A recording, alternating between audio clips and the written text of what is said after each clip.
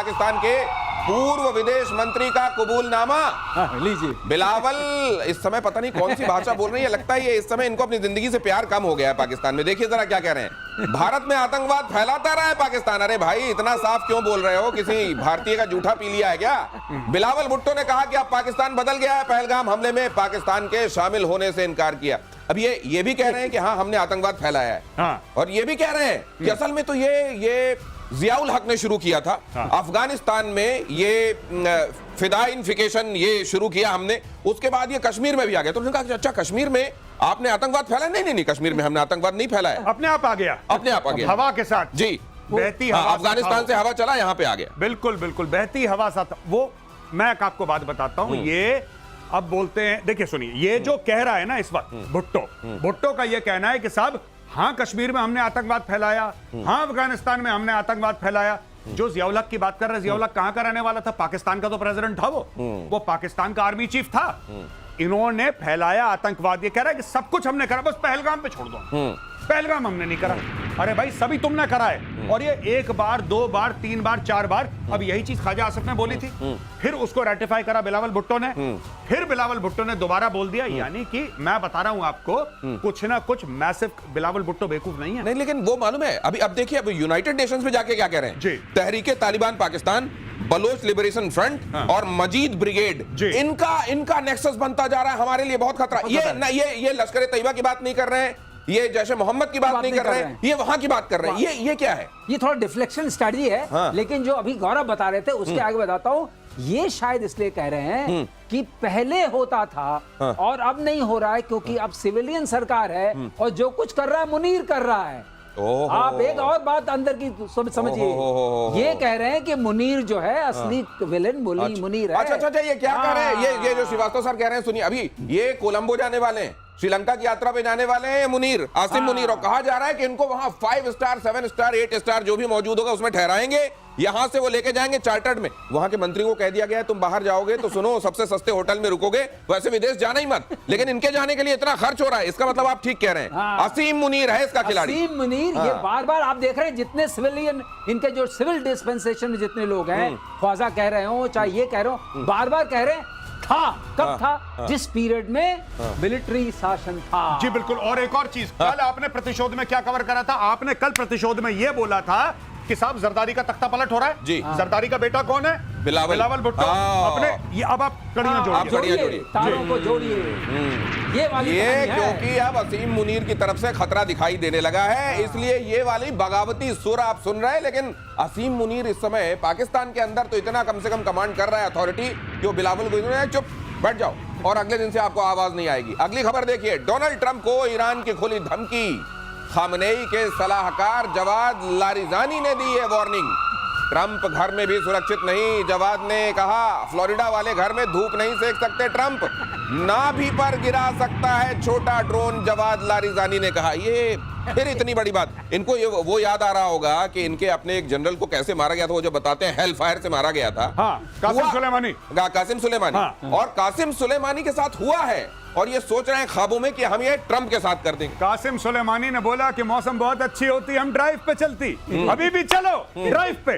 वो गया गाड़ी में, उसने गियर लगाया, ड्राइव में गया, ड्राइव में ऊपर से अमेरिकन देख रहे थे, उसने मारा हेल फायर बगदाद एयरपोर्ट के बाहर। कासिम सुलेमानी भाप बन गया, भाप। आप ही समझ लीजिए, उसकी बॉडी नहीं मिली, भाप बन गया कासिम सुलेमानी। आज ये क्यों कर रहे हैं ये मैं आपको बताता हूं, इसके पीछे साइकोलॉजी क्या है। बात यह है कि सच बात यह है कि ईरान बहुत बुरी तरीके से पिटा भी है और जलील भी हुआ है।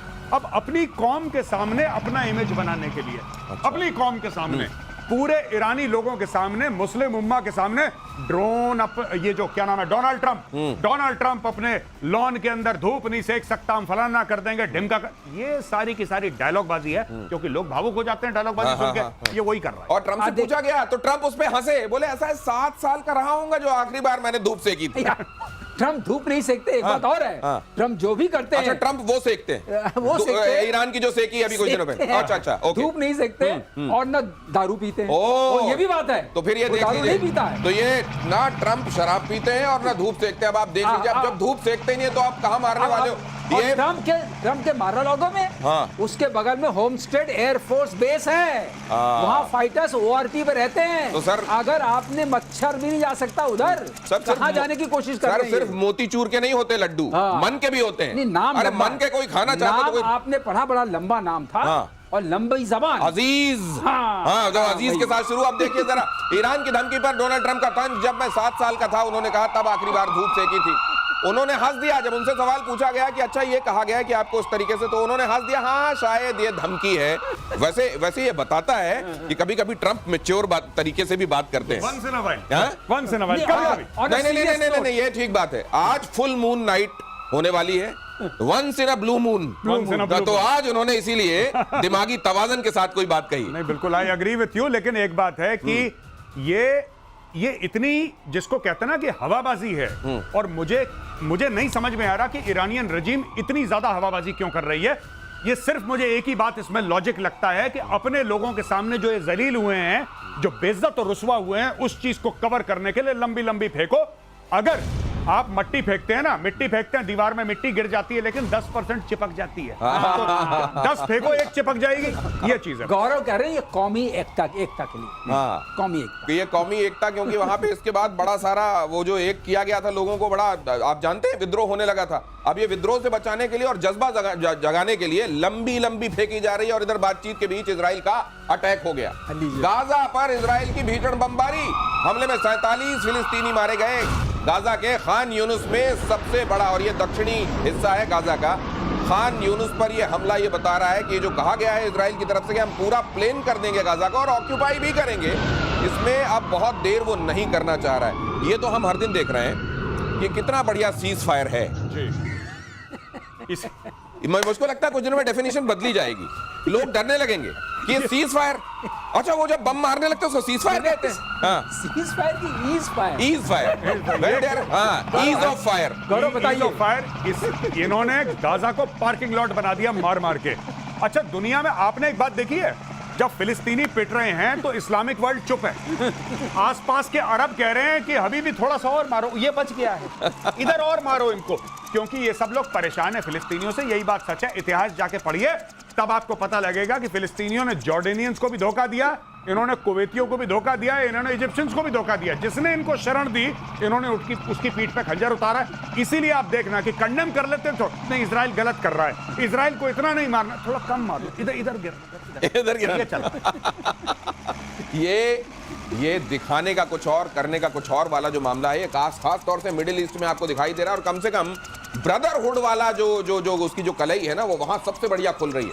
गाजा में टारगेटेड अटैक की अब तस्वीरें आपको दिखाता हूं। सड़क पर चलते हुए 2 लोगों पर बारूद किस तरीके से गिराया गया।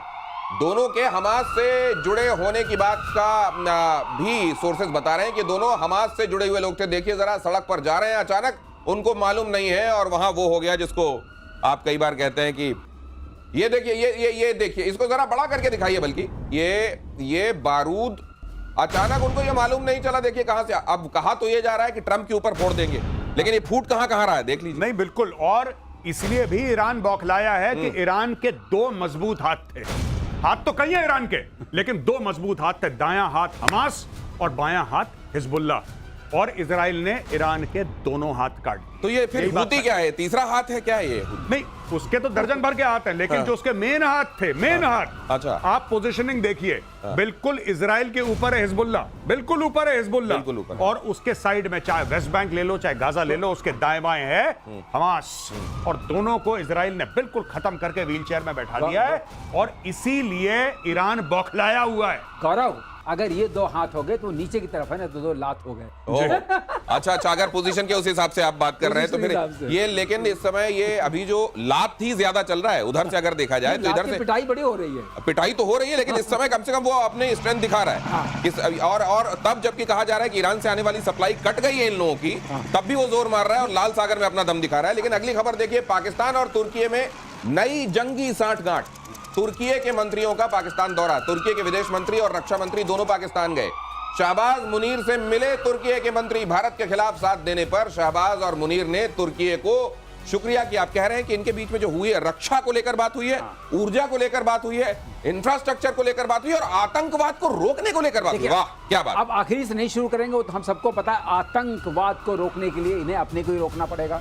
रक्षा क्या बात की है, कौन तुर्की की क्या अरे रक्षा इन्होंने करेंगे? नहीं एयरफोर्स के ऑफिसर से मुलाकात की, उनके टॉप नहीं कहा कि आपने गजब दूरदर्शिता दिखाई है ऑपरेशन सिंदूर के मामले में। दूरदर्शिता मतलब क्या, ये कैसी आप दूरदर्शिता दूर है? से पिटे, आप दूर रहते हुए भी पिटे, ये दूरदर्शिता है। ये कुछ नहीं है, मैं आपको बताता हूं। इनके बीच में बात हुई है कि तुर्की, मैं बता रहा हूं, तुर्की बहुत चंट देश है, बहुत बदमाश है।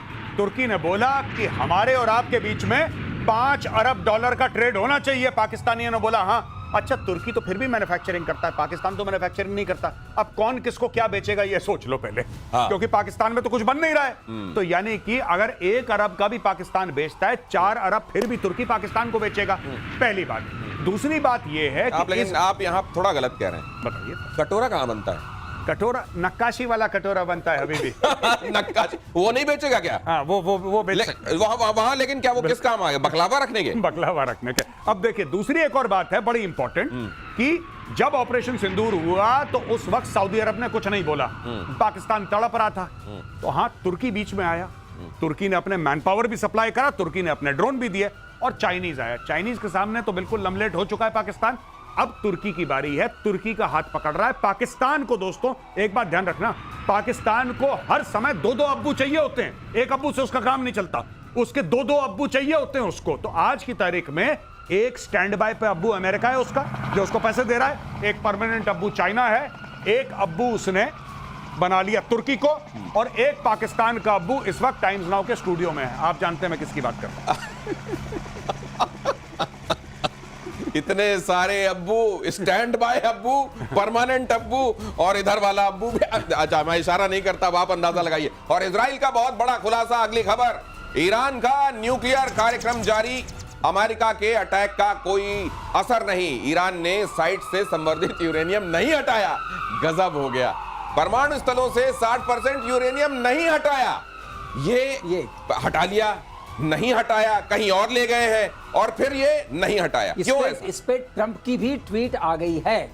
ट्रंप ने कह दिया है कि सारा 60% जो था सब खत्म हो गया है। अब वो भी फैसला ले चुके हैं। अब पहले वो कहते थे कुछ इधर की, वो 400 किलो भी इनके पास नहीं है। इसका मतलब अब इनके पास कुछ नहीं। कुछ लोग कहते हैं इस्फहान में शायद कुछ बचा हुआ, तो उसने कहा नहीं, हमने मारा तो वहां भी बहुत था टोमोहाक, वहां कैसे बचा है? तो बचा अब कुछ नहीं है, लेकिन उसकी हवा बनाई जा रही है कि अब हम बहुत बड़ा हमला करेंगे, इतना बड़ा हमला करेंगे कि ज़ियोनिस्ट रजीम पूरी तरह से खत्म हो जाएगी। ये माहौल बनाना है, जैसे गौरव कहते हैं ना कि बिना माहौल के काम कैसे चलेगा। मैं एक बात बताऊं, ईरान तुम्हारी मिसाइल चले न चले, तुम्हारी जबान बहुत चलती है अभी भी। जबान कैंची की तरह चलती है, मिसाइल चले न चले। ये कैसी है, इंटर कॉन्टिनेंटल है, किस तरह की है? पता, इनकी मिसाइल तो इंटरप्लैनेटरी है भाई। बैलिस्टिक मिसाइल, इंटरप्लैनेटरी जुबान। अगली खबर देखिए, ब्रिटेन के लिए ईरान बहुत बड़ा खतरा, ये ब्रिटेन को होश आया है। ब्रिटेन की संसद में पेश रिपोर्ट में दावा किया गया है, खुफिया और सुरक्षा समिति की रिपोर्ट है ये, ब्रिटिश राष्ट्रीय सुरक्षा के लिए ईरान गंभीर खतरा, करीब 300-400 पेज की रिपोर्ट है। ऐसा देखिए, ऐसा है, देर आए दुरुस्त आए, कम से कम इतना तो कहा जा सकता है। लेकिन ये खतरा किस बात का है? जो स्ट्रेट ऑफ हॉर्मुज है, उससे लेकर रेड सी से जो इनका ट्रेड चलता है। करेक्शन समझाइए सर। हाँ, कि वो कह रहा है कि ट्रंप को धूप सेकते में हम ड्रोन से मार देंगे, और अचानक इधर से आता है ब्रिटेन के लिए ईरान बहुत बड़ा खतरा है। ये क्या कनेक्शन, ये रिश्ता क्या है? कनेक्शन ये कह रहे हैं कि वो सिंपैथी दिखा रहे हैं ट्रंप से। अच्छा। कि ट्रंप भाई हमारे पर टैरिफ मत लगाओ, हम आपके साथ हैं, आपको हम धूप सेकने देंगे। तो क्या ये ब्रिटेन तो इतना सगा है, उसको भी क्या ट्रंप ने ठगा है? ठग्गू के क्या बोलते हैं, वो लड्डू वो वाला चलता है इधर। तो ये इसलिए कहा जा रहा है कि अगर आपको ड्रोन, हम अपनी राष्ट्रीय सुरक्षा के लिए खतरा उसको बता देते हैं। 300 पेज की रिपोर्ट। लेकिन एक बात सही है, ऐसा कोई सगा नहीं जिसको हमने ठगा नहीं। तो ट्रंप जो है इसको इससे कोई, वो इसीलिए उन्होंने कह दिया मैंने 7 साल पहले धूप सेकी थी, तुम चिंता मत करो, तो हमने रिपोर्ट चाहो तो फाड़ सकते हो।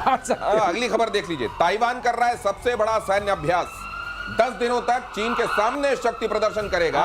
हिमार्स के साथ ताइवान का युद्ध अभ्यास अमेरिकी हथियारों से चीन को डराने में लगा हुआ है। अब देखिए, अमेरिका से इसको हथियार मिले हुए हैं। हिमार्स आप जानते हैं, इसने रशिया यूक्रेन के मामले में बड़ी सुर्खियां बटोरी थी।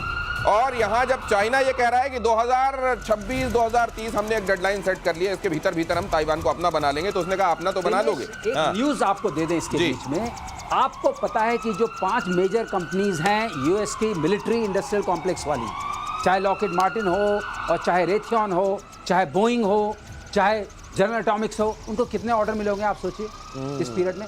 $1 ट्रिलियन वर्थ ऑर्डर। तो ये सारा जो आप देख रहे हैं झुंड और सारी चीज जो हो रही है, उसमें 5 ऐसे बेनिफिशियरी हैं, बाकी आपके ऊपर और दर्शकों के ऊपर है, अपना लगाएं अंदाजा हो क्या रहा है। एक बड़ी बात है जो चाइना कहता है ना, हम ये करते हैं कि वो चाइना उस पहलवान की तरह है जो लड़ नहीं रहा।